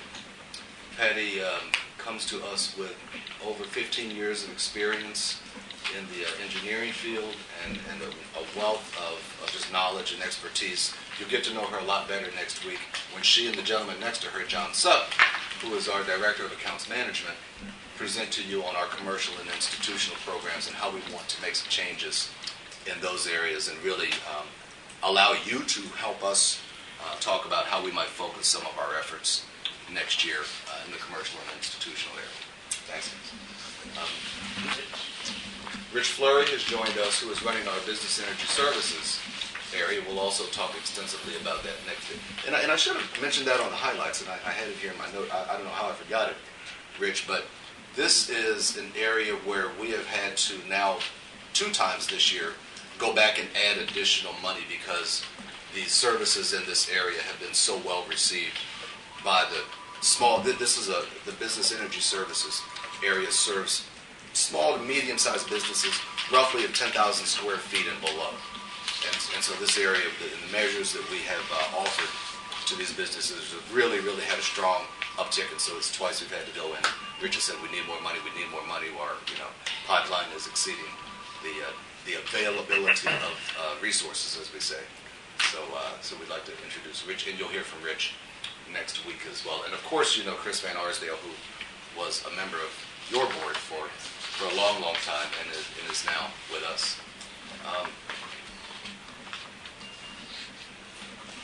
Let me talk, if I can, Madam Chair. I don't know how much time I have left for about 2 or 3 minutes about next week's meeting, if I might. I'd like to discuss this now, and so this will allow you to really understand kind of where we are and what we're doing, and some of the things we'd like to discuss next week as they relate to the FY14 annual plan. It was really in a meeting with you, Chairman Kane, about 3 or 4 months ago when we met over in your office, that you suggested to me that during the formulation of the FY14 annual plan that the advisory board would like to be more involved with the establishment of the plan, vetting some of the ideas and the like. I remember last year when we came to you with the annual plan, it was pretty much a fait accompli, and that we had pretty much finished our work. This year we're approaching this from the exact opposite angle. For about the last month or so, we have worked with our teaming partners and our staff on a series of initiatives that we would like to move forward with in FY14. But by that, what I told everyone when we started this exercise was, as you'll recall, in FY11 we ramped up, we did the quick starts, about 3 different programs, and then in the first quarter of FY12 we ramped them down, and then there was this trough. It's kind of this big lull of activity as we were designing the balanced portfolio of programs, that the 11 or so that we have today, and when we were ramping those up and bringing them out into the community roughly at this time last year. So you had the beginning of, so roughly those programs have been in the marketplace now for about a year. It is our thought that for the stability in the marketplace, for the ability of contractors to further get out there, sell these programs, for our staff to understand them, and to service the community, it wouldn't be good for us to have these programs in the community for a year, take them all down, revise them, set out a new layer or set of programs in FY14. That creates too much turbulence, quite frankly. Stability in the marketplace is very important in our view. So what I told the staff and the teaming partners as we entered this exercise was, let's look at our current programs. Let's think about next year's budget. Our budget is slated to go up. The money, the funds that we would receive are an additional about $2.1 million over our current level of funding in this fiscal year. What we want to do is look at that $2.1 million and invest it in existing programs. Let's look at areas of program enhancements. Let's look at process improvements. Let's look at how we refine and get greater efficiencies out of what we're currently doing, and how we might focus that money a little better to serve certain markets. But it's not a, let's go out and create all these new programs, let's take what we have down in the marketplace. You can predict what I'm going to ask. Well, if you take that philosophy, and we haven't had any gas programs or significant ones, you're not going to meet. That'll be the biggest change that you'll see. So you will see that next week. That's a big proviso. Right. Yeah. Right. Okay. So you'll clearly, I completely agree with you, Bernie. So you'll see that next week. So where we are in the process is this. Those groups met. They came back with their recommendations. Last year when we did this, and we did this with the staff and with the teaming partners, our budget was about $17.5 million. The group came back with about $30 to $35 million worth of ideas. Clearly a little bit over budget. And then what we did was we made some decisions internally, and then we brought that package to you as an organization. This year what we're doing, again, is quite different. The teams met. They've come up with these initiatives. What you will see in each initiative, we'll go through it program by program with you, and what you'll see in each initiative, so we can standardize this a little bit, we'll describe what the program does, what it does well, where the challenges and opportunities are, what are their proposed enhancements, and then what are the budget implications for each one of those. Okay? What you will not see is a balanced budget. We haven't made any decisions yet, and we are soliciting your input before we make any decisions. So the programs and the budgets we present to you next week will be well over budget. Quite frankly, we have to do some training, but we want to hear from you guys. We want to get some input from you to discuss how we might go about making these improvements, and clearly how we've got to trim some things out to stay within budget. So you will not see a balanced budget next week. As I said, it's about $4 or $5 million over budget. Question? Yeah, Ted, for next week, one of the I reviewed the second quarter report, and a couple of things that I noted was your discussion on PACE, how you met with the PACE team. In the report, you also brought up the Poland Energy and Retrofit Fund, and also this green commercial mortgage. What I'm interested in seeing is the ability, even though maybe limited with some of the structural things, the ability to try to bring financing to the table or help bring financing to the table. So were you to have $17 million worth of ideas, you may actually be able to put $35 to $40 million into the marketplace. Right.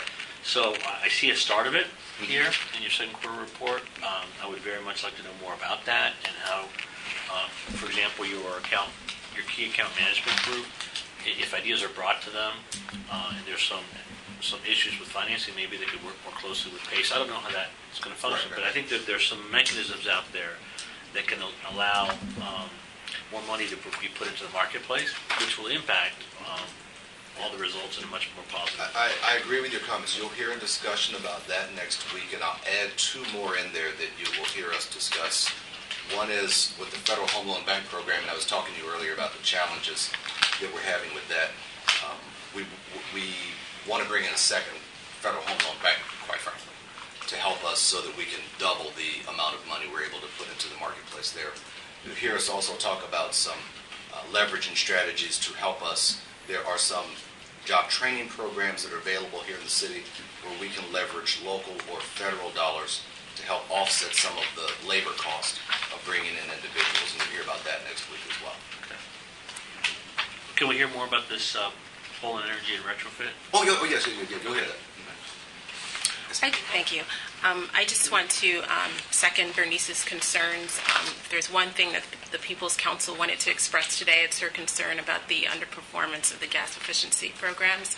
And from her perspective, it really is a matter of fairness that, there's an argument to be made that consumers are paying into for these programs for which they are not benefiting.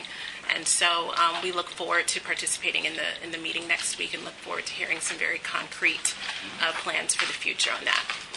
Thank you. So one of the things that I wanted to start out by saying is positive, in that touching 70% of all the benchmark buildings for compliance for the DDOE law was fantastic. So with that being said, you have a huge amount of information about the buildings in DC in front of you. You can target the underperforming ones, assuming you use that information the way you have it designed. The second thing that I would request for next week is the breakdown of the way that the commercial money is being spent with the custom, prescriptive, and T12 programs. And Joe, I think that'll speak to your point a lot in finding the barriers to implementation. So which programs are being used frequently, which ones are having problems, kind of diving into that, and you'll find the problems with implementation that way too. And Nicole, I think what you will see in the presentation next week is one of the things we talked about, some of the overlap, quite frankly, because some of those markets overlap a little bit. They're not clearly so distinct. So yes, we John, right? Yes. Okay. Clearly ready to discuss that. Okay, Larry, adding to Nicole's remark, and this is something that we've talked about in the Structure and Finance Committee in the past, the electricity and the gas markets are not the same. Yes, we touch them both for money to support the SEU, but as you pointed out in your quarterly reports, I think for at least the last 3 quarters, every time you swap a incandescent bulb with an LED or an energy efficiency bulb, you reduce the heat being generated, and you increase the gas requirements in heating the home. And so that there's a certain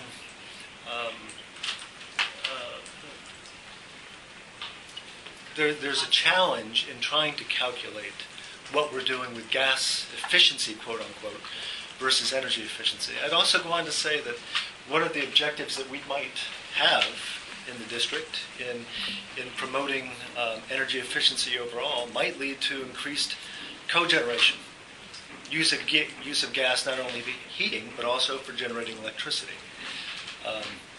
Well, if that were the case, that could increase the overall gas use in the district and would suggest that we're not enhancing the reduction in gas use per capita. I mean, how we're measuring this is, I think, problematic. And I'm not sure that we have the right measures to understand our long-term objectives for gas and electricity use. I'd really like for the SU to tee up some of these issues for the advisory board, if that's within your capacity. And if it's not, then I think maybe it's something that the advisory board needs to make recommendations on to DDOE for additional analysis. I don't think we have the capacity to do the analysis as an advisory board. But it's a question that I don't think we've dealt with well.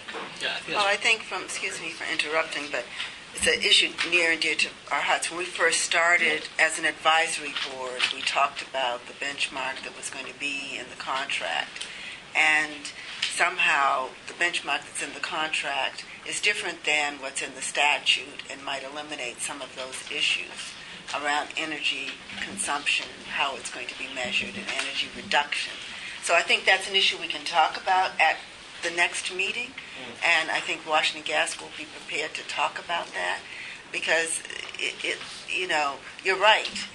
If we don't look at this from a total perspective, you're not going to be ever able to meet your objectives, because one will result in unintended consequences, or that may not be bad, but they won't allow you to meet the objectives of the act. So, yeah, correct. And I don't think you need More global statutory structure. change to do that, is my It's a understanding. target thing that I think should be looked at. The only thing I would ask about next week's meeting is that there be enough time allowed for discussion. I think presentations are fantastic. We need to know what's being done, but really laser focus so that we can have time to discuss and give opinions and insights. We blocked off 2 hours for this. If the advisory board feels that we need a little bit more. Well, how long is the presentation? The presentation? We went through it yesterday. Now we're going to tighten it up based on our dry run on it yesterday. But the presentation allows for breaks so after each there'll be 4 different segments of it where you'll hear from the program managers, and after each segment there is a break for a conversation about that particular segment. We did it yesterday, as I said, about 2.5 hours. Clearly, we'll tighten up the presentation. So For the presentation itself? well, I mean, the presentation and the Q&A session. Right. The total. They also want to talk about gas programs. Well, that's the focus of that.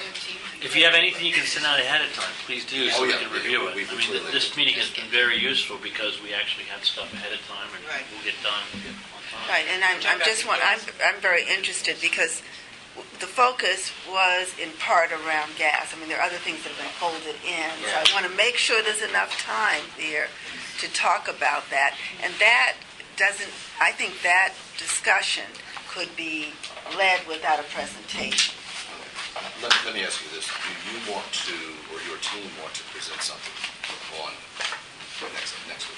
I would like us to be able to discuss with you. I mean, this is, to me, it was made into an advisory board meeting, whereas I would think it's a discussion.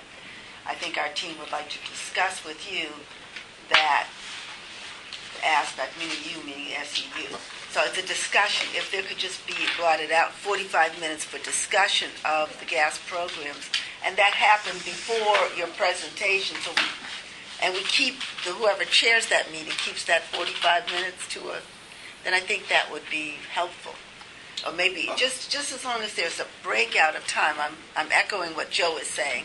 If we have no chance to input, we're just listening. Right. No, that's why I said we've designed breaks in there for input, as I said, with the back and forth and the questions and answers. Be clear again about. I think you'll probably need to make that meeting at least 3 hours, because there's no way you'll be able to have that discussion in do a deep dive into the programs to fully understand Discuss them the small and to team provide discussion. recommendations. Well, there's two focuses I call it. One is the gas programs, and then the other is advice on, or at least information that we can use to give advice on the new contract, The annual plan. the annual plan, which would then be reflected, obviously, in the government contract language itself. I would say, the only way we're going to do that is to start earlier. That's fine. I'm going to be out of there at noon. That's fine. And I think probably other people. I'm looking But, for. I mean, there may be other we people can- who can stay longer, but we we might can do that. want to consider starting earlier than 10. Sure. We say 10, we don't start until 10:15 or 10:20. Want to start at Everybody's 9:30? You guys come over a little bit early. Nine. Nine would be good. Then you have the motion 3 follow-up, Well, we sent out the invitation to make it at 9. I think Make it that's, at 9 and have coffee. and, We'll do a little better than that. yeah. We'll have breakfast. Yeah. Who's paying? Ratepayers. Okay, is there any other, Love I know that. we're coming up against, Nothing fancy. our noontime adjournment here, but this was discussion of the second quarterly report. Are there anything else from the board about, issues that we're in, or things in terms of the second quarter report? Okay. Thank you. Look forward to seeing you next week at 9 o'clock. Yeah. 9 o'clock. I think they were serious. I don't think they were so. Yes. Oh, okay. Ted, I did have a question for you, and maybe this is a part of it, but I'm not sure. It seems to me what is missing is some sort of program for residents that are not necessarily low income, but really do not have the means to do that deep retrofit. Is there any program existing with the SEU, or is that a part of your enhancement to the home loan bank program, or maybe even a different program with local banks that sort of service the residential market and falls through the crack, but really wants to do this retrofit but needs that financial boost? When we look at our efficient products, what we're trying to do there is put the products in the hands of the consumers that would be most readily available and able to serve them. One of the changes we're making, for instance, is with the LED lighting program that we have right now. Right now, that program is run through a mail-in rebate. Those lights are pretty expensive. So there's a cost at the shelf, on the store shelf, that is between $15 and $30 per measure that can be kind of a barrier to people. We understand that. So what we're going to do to change that moving forward is to offer those products in the same way that we currently offer the 6 or so different LEDs, I mean CFLs that are sold. The price will already be marked down at the shelf level, so you can get it.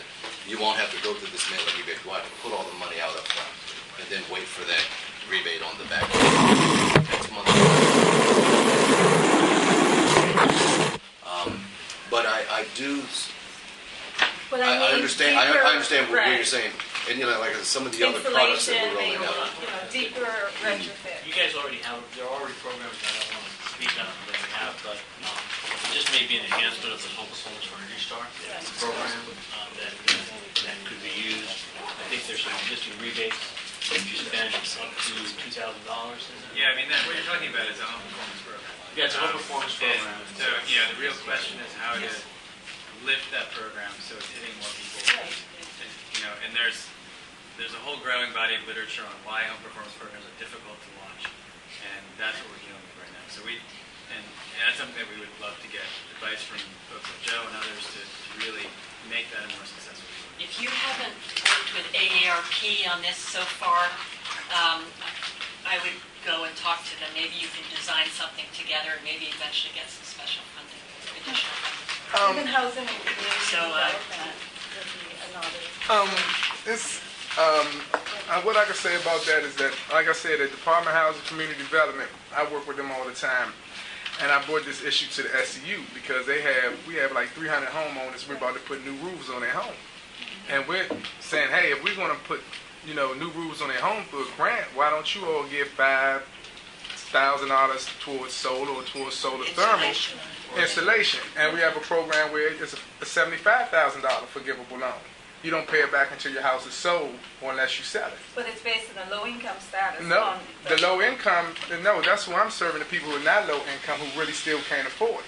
The people who still have jobs working in government all day long, and that's been their kind of fuss, that either DDOE's program is too low and they don't qualify, and then the SU doesn't even have a program for those people. So I've been taking the existing clients that were with the SEU and bringing them over to the Department of Housing Community Development Program because they have a lead, a renovation program, and then out that $75,000, 20% of it you can use for energy efficiency.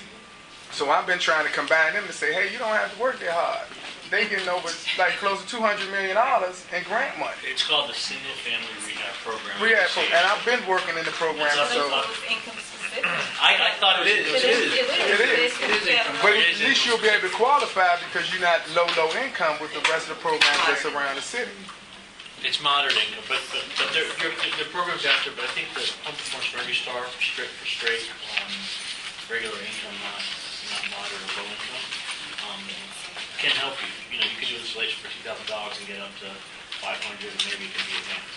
The threshold right now is Right, yeah. This probably brings up another topic that might be useful for a future meeting, which is that obviously the SUs can't do everything. Right. And we talk about leveraging from, outside funding, but there are other city programs too. It might be just useful if one of us is just kind of go over what other city programs are out there that, could work together, particularly with giving information to people with installation, retrofitting, and tax credits, and all those other things that are there in the solar grant program, et cetera. So thank you, Ted. Thank you, Madam We Chair. need to wind this up. We need to do two things.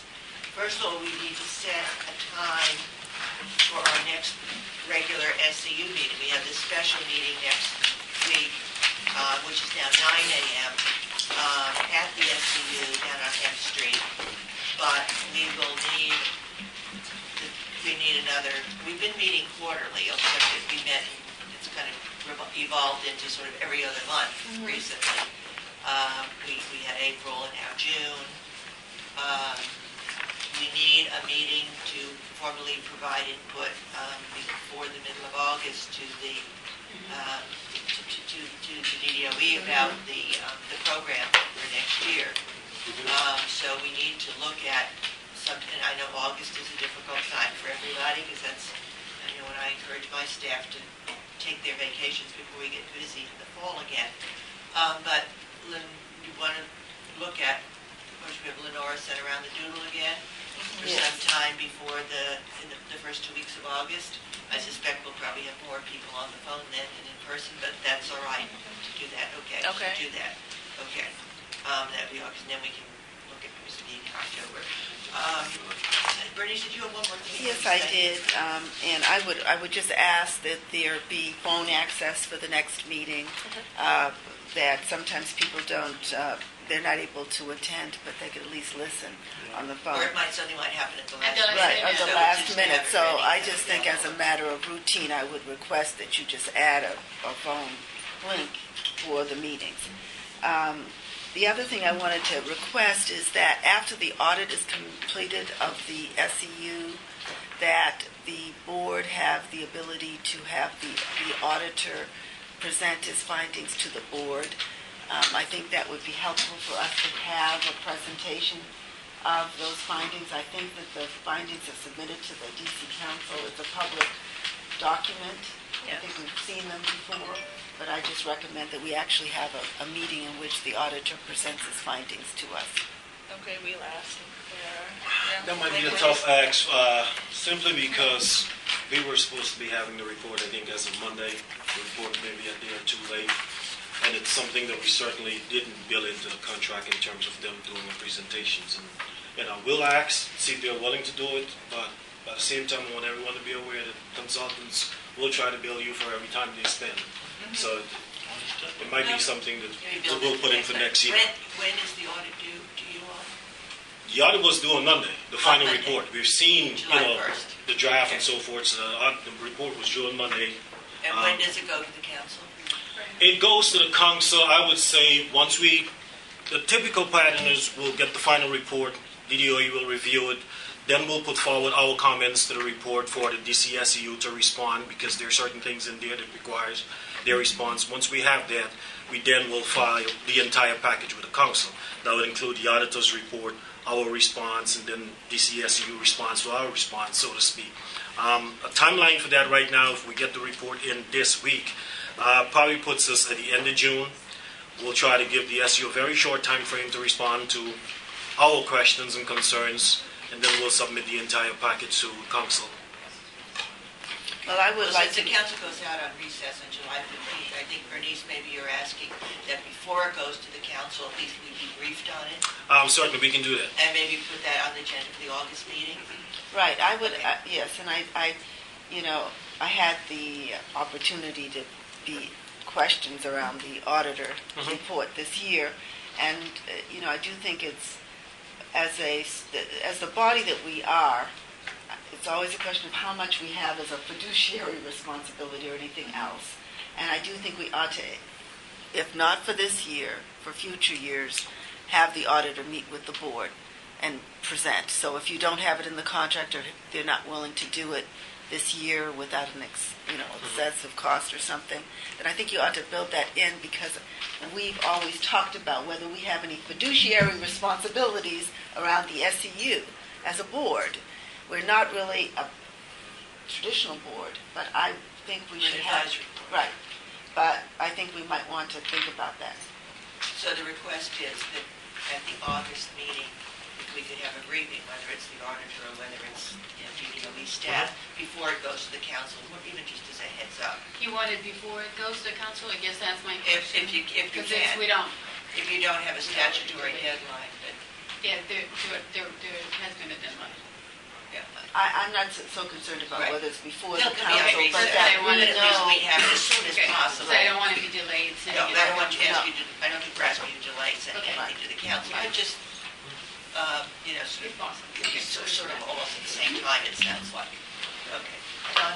And this is just one item that probably could be addressed in September, but going back to the bylaws and the reference under 2.1 that cites 203B1 of the Act as relates to the chairperson ultimately having the right to ultimately make all formal statements on behalf of the board, and you're indicating definitely that it's not within the statute, which I've just looked at, and I don't recall why we were under the impression at least I was at one time, that was, and it's referenced in that section as 203B1 of the Act, which references purposes, operations, and functions, and purposes, and those things are under other sections as well, because there are times in which it would be appropriate for the vice chair perhaps to make formal statements when the chair is not ultimately available to actually speak on behalf of the board. So if that could ultimately be revisited in some type of context, I thought there was an actual prohibition on that, and it's only in the bylaws. Okay. Which says, Exactly. Earlier discussion about the amendment where it says responsibilities. Exactly. That there's an ongoing need to look at the bylaws and see now that you've got some years of experience managing it, are there additional clarifications, et cetera, that might be needed?